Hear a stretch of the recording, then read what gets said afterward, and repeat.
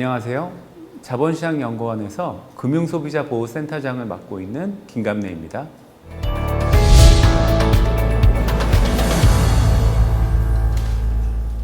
네, 사회성과 연계채권, 즉 SIB는 정부가 일정한 사회성과 달성을 하면 보상을 하는 것에 대한 대가로 민간에서 사회적 서비스를 제공하고요. 그 서비스의 그 질과 그 성과도를 평가한 후에 보상이 이루어지는 사회적 투자 계약으로 보시면 됩니다.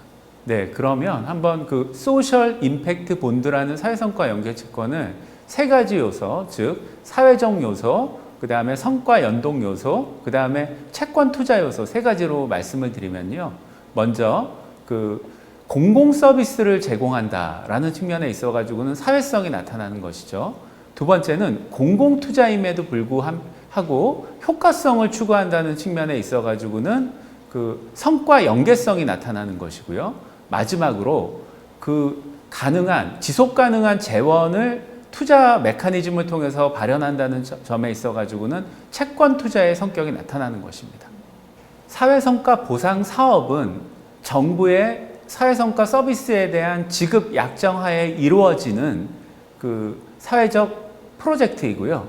그러한 프로젝트를 달성하기 위해서 민간 부분에서의 자금 조달이 필요합니다.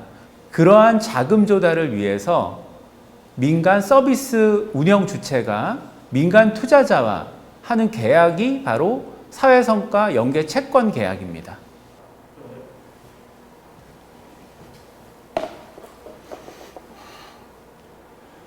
네, 안녕하세요. 펜임팩트 코리아 곽재훈 대표입니다.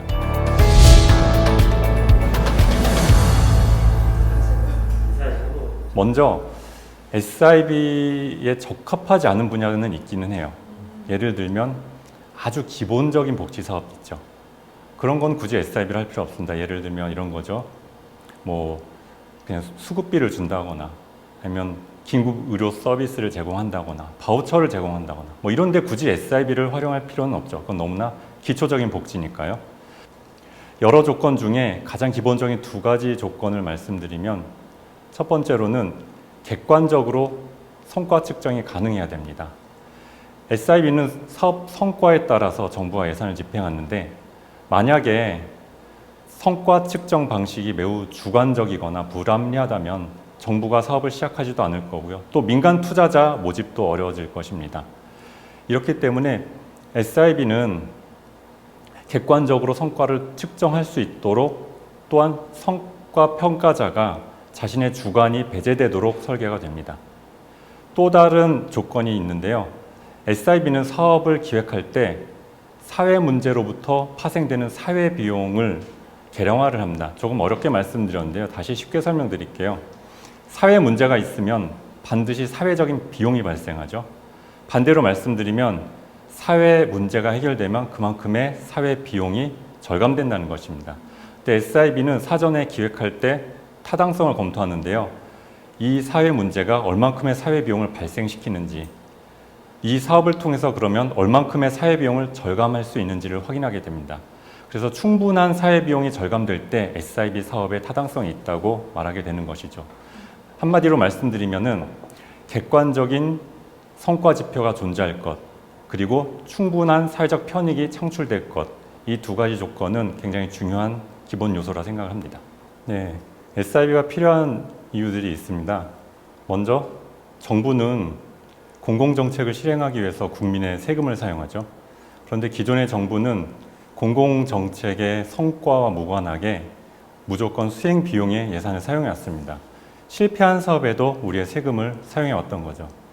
반면에 SIB는 성과 목표를 달성한 사업에만 예산을 집행함으로써 정부 예산을 절감하고 또 우리의 세금을 효율적으로 사용할 수 있도록 만듭니다. 또 이런 이유만 있는 게 아니고요. 기존의 정부는 수행 비용의 예산을 집행하기 때문에 사업의 결과보다는 그 과정에 좀 더 자원을 집중을 해왔습니다. 우리가 돈을 쓰는 목적인 그런 본질적인 목적인 성과에 집중을 잘 못했던 것이죠. 그런데 SIB는 성과에 따라서 정부가 예산을 집행하고 투자자의 성패가 결정되기 때문에 반드시 사업 결과를 확인하고요. 이렇게 사업 결과를 확인하기 때문에 모든 이해관계자들이 더 좋은 성과를 내기 위해서 집중을 하게 됩니다. 한마디로 SIB를 활용하게 되면 정부 예산을 절감하고요. 절감된 예산으로 더 많은 공공사업을 할 수 있게 되고 또 더 많은 사회 문제를 해결할 수 있게 되는 것입니다. SIB 사업을 실행하려면 기본적으로 5개의 이해관계자가 참여를 하게 됩니다. 근데 기존에는 정부가 민간과 협력할 때 정부와 사업 수행기관의 양자관계만 성립이 됐었어요. 정부가 민간기관에 위탁을 하거나 용역을 발주하거나 또는 보조금을 지급하기도 했죠. 근데 SIB는 운영기관, 민간 투자자, 평가기관이 들어옴으로써 성립이 됩니다. 이걸 간단하게 제가 설명을 드리면 먼저 정부하고 운영기관이 계약을 맺는데요. 특정한 사회 성과가 달성되면 정부가 성과 보상을 해주겠다. 이런 계약을 맺는 겁니다. 간단히 예를 들어 볼게요. 청년 실업 문제가 있는데요. 예를 들어 정부가 청년 실업 문제가 10%가 개선되면 10%가 낮아지면 100억 원을 주겠다. 이렇게 운영기관과 계약을 할 수 있는 거죠. 만약에 5%만 떨어지면 50억을 주고요. 만약에 전혀 개선이 안 되면 돈을 전혀 주지 않겠다라고 계약할 수 있는 겁니다.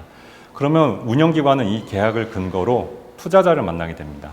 투자자에게 민간에서 사업을 실행해서 청년 실업률을 떨어뜨리면 만약 10%가 떨어지면 정부가 100억 원을 준다고 했다. 너네 80억 원만 투자해라. 말이 되죠. 왜냐하면 투자자는 80억을 투자해서 성공하면 100억을 받아갈 수 있으니까요. 이게 사실 어떻게 보면 위험한 투자이기도 해요. 왜냐하면 성공하지 못하면 전액 손실을 입을 수도 있거든요. 그런데 그럼에도 불구하고 들어오는 투자자들이 있습니다. 요새 소위 말하는 임팩트 투자자들, 또 사회적 금융활동가들 이런 분들이죠. 이렇게 투자금을 받고 나면 운영기관은 수행기관을 선정하게 됩니다. 운영기관은 사업을 기획하고 정부와 협상하고 또 투자자를 모집하고 이런 총괄자의 역할을 하고요. 사업 수행기관은 실제로 현장에서 사회 문제를 해결하는 그런 역할을 합니다. 사업 수행기관을 선정하고 사업비를 지급하면 수행기관은 사업을 하겠죠. 사업이 종료되면 평가기관이 성과를 확인합니다. 평가기관이 한 일은 그렇게 사실 복잡하진 않아요. 성과 지표를 그냥 확인하는 역할을 하면 되거든요. 만약 실업률이 10% 떨어졌다 그러면 정부는 약속한 대로 100억을 지급하면 되는 거고요. 뭐 성과가 나지 않았다 그러면 정말 지급하지 않아도 되는 겁니다. 그래서 정부가 성공에 대한 성과 보상금을 지급하고 나면 운영기관이 그것을 받아서 투자자에게 상환해 줌으로써 한 사이클이 끝나는 겁니다.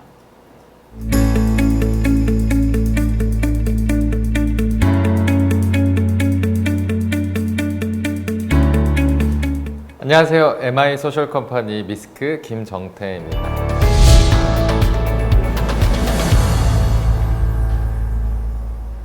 요즘 투자 많이 관심 있어 하잖아요. 그래서 요즘 MZ세대들 미술품도 분할 구매하고 온갖 것들 다 투자가 돼서 SIB에 대해서도 많은 관심이 있는 것 같습니다. 그런데 결론적으로 말씀드리면 어떤 증권 앱이나 이런 어플을 통해서 참여할 수는 없고요. SIB도 일종의 투자기 때문에 그런 프로젝트를 진행하는 또 운영하는 곳과 개별적인 투자 계약을 얻으셔야 되는데요. 그래도 방법은 저는 찾아볼 수 있을 것 같습니다. 투자 조합을 만들어서 내가 관심 있는 것과 계약을 하는 것도 가능하고요. 또 저희와 같은 임팩트 투자사들이 만드는 펀드에 출자자로 오셔가지고 그 펀드를 통해서 간접적으로 투자하는 방법도 가능하기 때문에 다양한 방식으로 투자를 진행할 수 있고요. 또 어떠한 그 SIB 같은 경우는 B+라든지 오마이컴퍼니 같은 P2P 플랫폼을 통해서 참여할 수 있는 방법도 있기 때문에 앞으로 더 많이 확장될 수 있지 않을까 생각합니다.